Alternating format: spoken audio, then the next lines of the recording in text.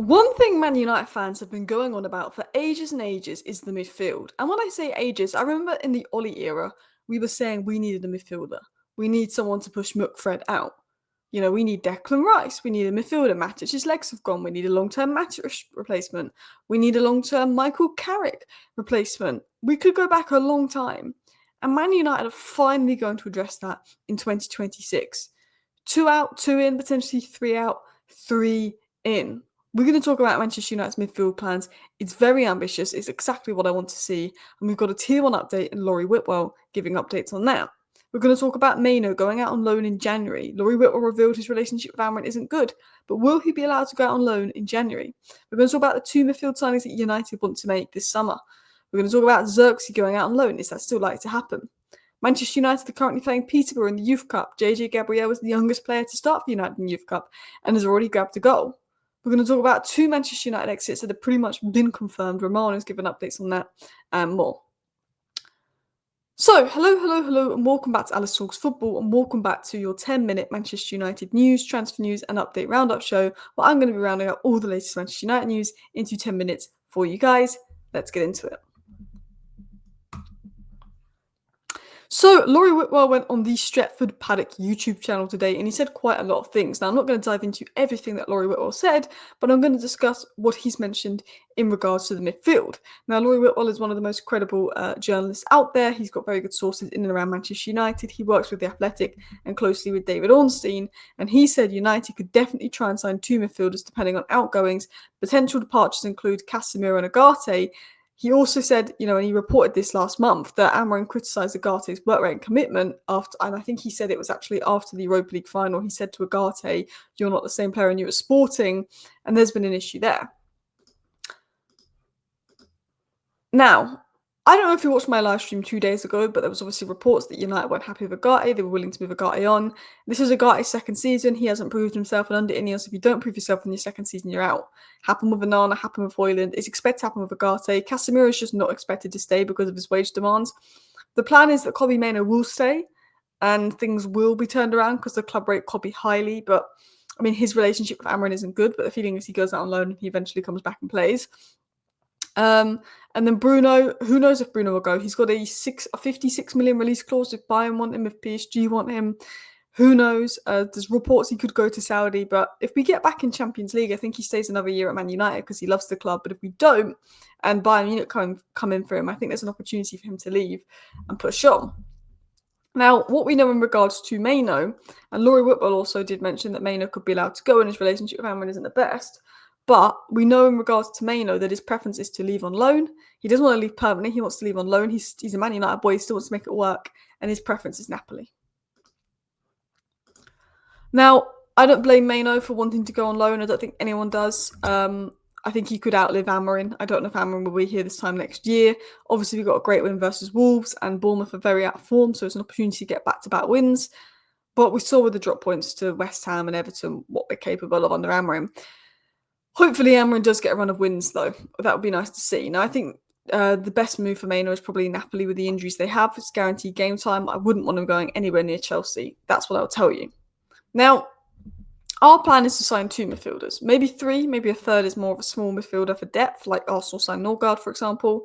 But we want 2 midfielders, and Laurie Whitwell has given some updates on that over on the Stretford Paddock YouTube channel. Anderson wants to move to a UCL club, so we need to get UCL football this season. We can get UCL football this season. Do you know why? Because I've seen all the other clubs in the league and there's a spot there, especially if you can get UCL for 5th. I think there's an opportunity to get it. I think if we don't get it, it'll be disappointing. I think Ruben Amorim and Man United have got to get their act together. Wharton is similar.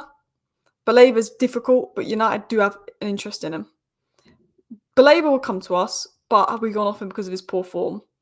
I think we want Anderson and Wharton if we could get them both. I don't think we'll get Wharton. I think we'll be fighting with City for Anderson. I think it depends on Champions League football. I think we can get Balaba. I don't know if we want Balaba, but United might push for 2 of them. United want 2 of them. Last season we looked at Semenyo, Cunha and Abumo. We wanted 2 of them. We got 2 of them. This summer it's going to be Anderson, Wharton, Balaba. The plan is to get 2 of them. There's going to be competition from Liverpool. There's going to be competition from Manchester City, Tottenham.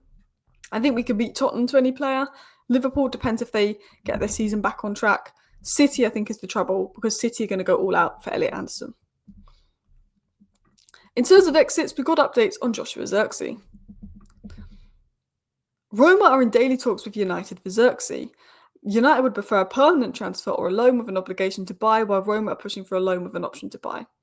Again, like Mainoo, no decision is going to be made on Xerxie's future till after AFCON, but he could potentially go out on loan. But the feeling is Xerxie would only go out on loan if we brought another attacker in on loan. There's a feeling that Xerxie and Mainoo won't go without replacements, and Man United have made it clear they don't want to do short-term deals in January, they want to do long-term deals, and they think all their long-term deals are available in the summer. So I don't know if they're going to go in January, but I think Casemiro and Agati will go in the summer. Mainoo could go on loan. Xerxie could go on loan. We want those two midfielders I've named. Maybe we'll look at Semenyo in attack. Maybe we'll look at some more attacking players. Who knows? But talking of attacking players and talking of youngsters, I want to talk about the youth, and then I'm going to get back into the transfer news and stories. JJ Gabriel starting for the under-18s tonight means he's set to become the youngest ever player, 15 and 2 months and 3 days, to represent Man United in the FA Youth Cup since online records began. I like JJ Gabriel, he's a talented player. What is worrying me is Ruben Amorim's reluctance to play the academy. Mainoo not getting a sniff. We're 4-1 Shea Lacey can't get 10 minutes off the bench. We've got one of the most exciting talents of world football in JJ Gabriel, and we've got a manager that's just not playing the academy, and that is my biggest concern with Ruben Amorim. Is he going to play the academy? I guess last season he gave Amos and Frederick some minutes, and Amos is doing really well. But I think JJ Gabriel is the next big talent. I'm not expecting Amorim to play him this season because he can't play this season. One, he's too young, he's 15. And two, there's no point throwing in someone this young this season where Shea Lacey's 18. But when he gets to 18, he could go to Barcelona. We need to show him, no, we've got a pathway for you. In terms of Mainoo, Laurie Whitwell did mention that he gets the sense that nothing's going to be decided till after AFCON on Mainoo and Xerxie. Ultimately, Mainoo wants to go on loan. He wants to go to Napoli, but it's the club call. It's the club's call. They're not going to make a call to after AFCON. But it's up to Manchester United if we're going to let Mainoo go out on loan. Napoli do have an interest in him.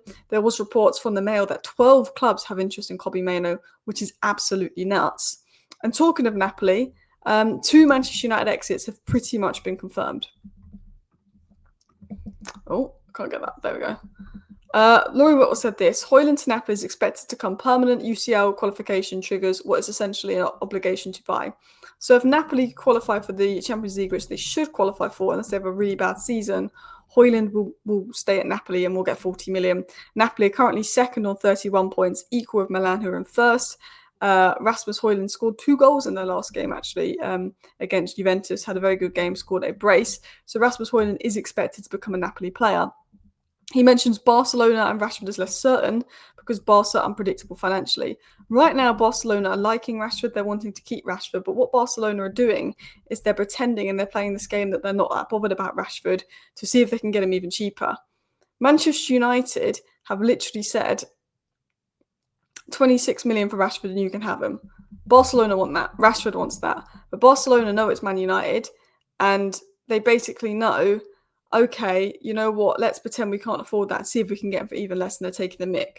Rashford's done really well at Barcelona. He just got an assist to Koundé in the Champions League game that I was watching. I think, the balls that Rashford's been playing in at Barcelona, the assists he's been getting is nuts.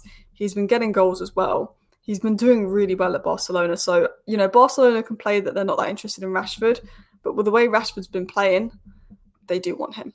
And we should be getting 26 million for Rashford, 40 million for Højlund, which is 66 million. The money saved on Casemiro's wages is like 16 million. So that takes us to 82 million. Garde's exit could take us up to 100 million, and that could help fund a big midfield rebuild. Thank you for watching. See you next time. Bye.